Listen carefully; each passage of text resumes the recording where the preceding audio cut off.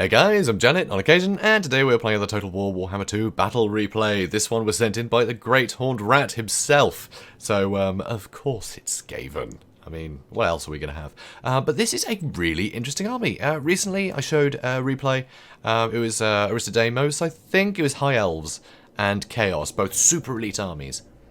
This is a similar replay. These guys have both gone just super expensive, decent units, and I think it's super fun to see. It's so rare that you see this. Everyone goes so wide. So this is really cool, and a big surprise. You never see a tiny Skaven army. They always go massive, so this is really cool. So here you can see 2 units of Storm Vermin, and let's look at their stats, because they have, double gold chevrons, 55 melee defense, 42 melee attack and 90 armor.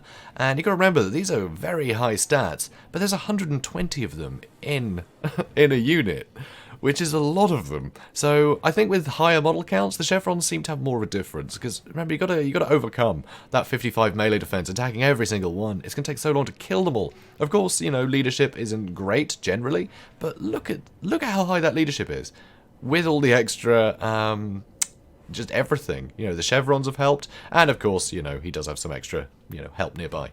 But it's pretty mad. It's pretty mad. These guys are suddenly incredibly scary. Also, over here, you can see Storm Vermin with halberds, triple gold chevron, so slightly lower melee defense and attack, but they do have armor piercing and the anti-large, which is really good. No shields either, you know, no shields either. And back here, got some rat ogres, because of course this area of the front line, no armor piercing, so it's nice to have some armor piercing there. Also, there's a hell pit abomination, and with an army this tiny, a hell pit abomination is superb. It is so useful, because if anything charges in anywhere, the hell pit doesn't really have to go very far to react. You know, he can be very defensive, and he can just run into whatever he needs to run into. But I think the most interesting part of this army is he's got Skrog, right? So, you know, law of plague or whatever it is. Not plague. Is it plague? It is law of plague. I don't know. I don't even remember. It's not ruin. It's plague. It is plague. Yeah, it doesn't sound right for some reason. Anyway, he's got the Law of Plague. So, yeah. So he's got some spells. He's got some juicy spells. Obviously got the Lead Bubonicus, and he's got the Rod of Corruption. So, again, with a tiny army, the Rod of Corruption will probably get more work done, because there'll be more units closely, you know, packed together.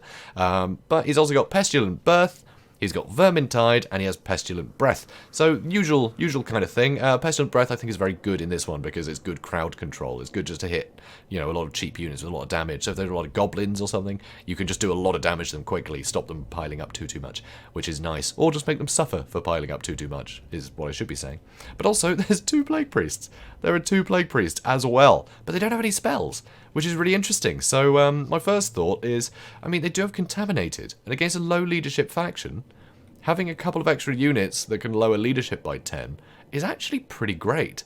So that is a really interesting strategy to see. Also, they do have the Scrying Stone, which will give them that extra 22% damage resistance, which is pretty damn good. And of course, he has the Pipes of Piebald, which will lower charge speed and bonus. It's not huge, but it helps. It helps. So pretty interesting army. Now his opponent, he's got a couple of Forest Goblin Spider Rider archers, and these guys, there's not really a way to stop these. I mean, there's not really a way to stop it. Other archers, sure, you can just summon, right, over their line and into the archers. That's usually what you'd try and do. But these guys, nothing can really catch him, and you can't shoot at them with anything, because there's no archers to be seen. So, yeah, I'm wondering how he's going to tackle that. Anyway, the rest of the army, though, that's a lot of Black Orcs. 4 units of Black Orcs. Normally, I'd say these guys would win hands down, but good luck getting through that huge melee defense, you know. But, obviously they have the War, so when the War's active, these guys will probably get a lot of work done. But when it's not active, they're going to really struggle to hit.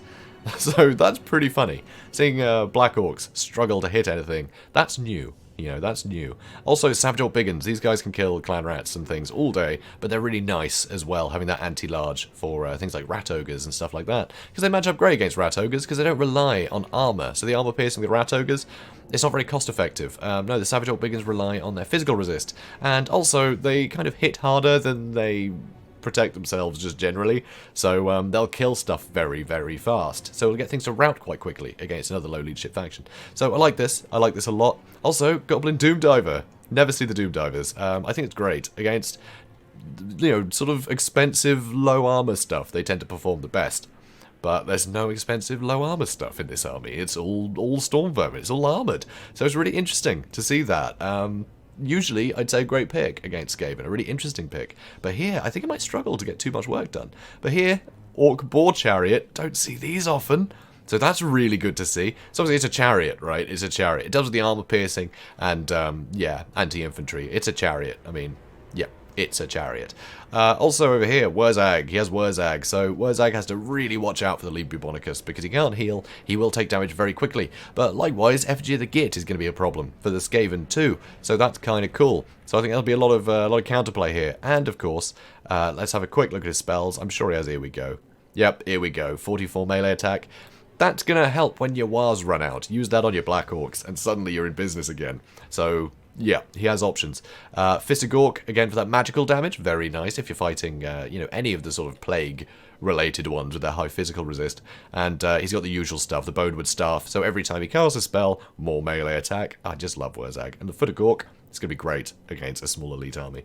So it's very scary. Speeding things up. So, over here, it's a bit of a nuisance. These guys are just causing all kinds of mischief. They are firing into the Plague Priest, though, which I don't think matters too much right now. And they are shooting to Skrulk a bit. I mean, they've got good missile resist, and they're small targets. They're very hard to hit. So this isn't too bad. This isn't too bad for them. Ideal targets, you know, would be the Rat Ogres. Start whittling them down. But it's going to be hard to do. So here you can see some Clan Rats being summoned, and they're just going to take some arrows. They're going to run forward, just be a pain. And that's all they really need to do. That's all they really need to do. So it's not too bad. It's fairly cheap to say it's probably going to waste some arrows. But it doesn't look like these guys are firing. It looks like they've been taken off fire at will, which is a clever move by the Greenskins. You always want to make sure your skirmishers aren't wasting their ammo on something they shouldn't be fighting. So these Clan Rats are going to be a waste in the end, but it is worth it. They are worth the cost if they're going to soak up some arrows and be a mischief. So now the rest of the army is starting to push forwards. So that is very nice indeed. So, Black Orcs. Black Orcs are going to hurt. These Clan Rats... Alright, I said they weren't really worthwhile, but look at it, they're keeping all this stuff busy while this area engages. So suddenly you can proc War now, but all this stuff is not going to get the benefit of it. So you don't really want to do that. So suddenly all these units that are getting hit by the Rod of Corruption are taking a huge amount of damage. But you can see, oh, standing ground have been used. Wait, let's see, Savage Orcs, there we go. Fist of Gork, so huge stat boosts there, really handy. Really handy indeed. And you can see these Stormbolt with halberds are actually taking some pretty substantial damage with the Doomdiver Catapult. Well worth it. Now the War has been procced, these units are pulling out. They do not want to be in this fight. But he's staying in this one because, well, he's soon to be winning it. The Black Orcs are taking a lot of punishment. Oh, another beautiful thing about the Black Orcs is they are immune to psychology. So they would have been terrified by now if they were any other unit, but with leadership that low, they were still holding on for quite some time. So here you can see the halberds are getting charged by the Orc Boar Chariots, but that isn't too bad. What's the real problem is all the Black Orcs. But the Rat Ogres are on the case. Here, huge Foot of Gork. Ooh, that is brutal. There's a huge amount of damage to the Storm Vermin. And you can see Lord Skrulk is in a lot of trouble. And unless some more units can get to him, this Goblin Big Boss and the Savage Orc Biggins could actually start bullying Skrulk here. You can see the Hell Pit Abomination also struggling. He doesn't have a lot of armor, so the Savage Orc Biggins are perfect for dealing with the Hell Pit Abomination. You can see Wurzag, he's obviously taken a Lead Bubonicus already, he's taken a lot of damage, and more summons are being brought in. And you can see the Rat Ogres, with all the help, you know, with the Storm Vermin taking so many blows from the Black Orcs, they're able to just mulch through them. So the Black Orcs are really struggling. And these Storm Vermin with halberds, they've managed to hold out against this. And that Orc Boar Chariot has been bogged down and is getting taken apart. That's a lot of damage on the Orc Boar Chariot right now. Here though you see Wurzag is running in. And, yep, Lord Skrulk is getting bullied by the Goblin Big Boss. Storm Vermin are trying to help, but they're not the anti-large ones, so they're going to take a while to kill that Big Boss, I think. But Skrulk will obviously help. He'll certainly help. Here you can see the two Plague Priests. They're nearby, they're going to try and get in, hit them with their leadership penalties. But I think rear charging with a Plague Priest is a little bit dangerous, because he's going to get just, yeah, he's surrounded now. He's surrounded. You don't want your Plague Priest surrounded. You want him in the cover of all of the rest of your infantry. Here you can see the Rat Ogres, though, have managed to catch out Wurzag. And is that another Rod of Corruption? It is. It's another Rod of Corruption here, and because these are all big uns, they're going to take a lot of damage to that Pestilent Breath. So that's pretty good. One unit has been terrified away, because they are not immune to psychology like the Black Orcs are. So here you can see the Goblin Big Boss is really struggling, and did Wurzag just get killed? I think he did. Yeah, I think Wurzag just died. That's going to be costly. That's definitely going to be costly. And here, with the Lord dying, suddenly, these Black Orcs have kind of had enough. They've had enough. So here you can see the Goblin, the Forest Goblin Spider Rider Archers. There we go. Can a unit have any more words in it? I mean, really? Anyway, so, Hellpit is under a lot of fire, and he will take a lot of damage from all this, which isn't ideal. But he is regenerating, of course, and he has managed to get rid of this Orc-board chariot. And here you can see the Goblin Big Boss, shattered now, just surrounded, just absolutely surrounded. And these guys are all getting chased off. You know, these Black Orcs, they're not going to be able to outrun this stuff, so they're going to get attacked in the rear as they run. And Skrulk, he's pushing forward further, he's throwing Clan Rats into his opponents to slow him down, but this is a bold move for him to just run out on his own. He needs to start pulling these units back in, and wow, that Plague Priest has taken a beating. But, oh, only 3 kills too. I think, yeah, he got bullied a bit, didn't he? Anyway, Rat Ogres, they're poised, they can be brought back in. And here, Lord Skrulk is, well, he's being a pain, isn't he? He's being a pain. Doom Diver Catapult, no defense. Well, big guns are coming in, but that anti-large isn't going to help against Skrulk, but still they hit so hard. You don't want Skrulk to be fighting these. But Storm Vermin are at hand. They're coming in. Albeit a little bit slowly, the 2 Plague Priests are running in, and things are starting to break again. Yep, load of stuff shattering, army losses is starting to take hold. And there we have it, Pyrrhic victory. Awesome fight. Awesome fight. Yeah, was not expecting this. And Doom Diver Catapult, well, I've eaten my words, haven't I? 109 kills. Feel a bit stupid now. I tend to like them against Wood Elves. They're good at chasing down, you know, Way Watchers and things. Because they got good range.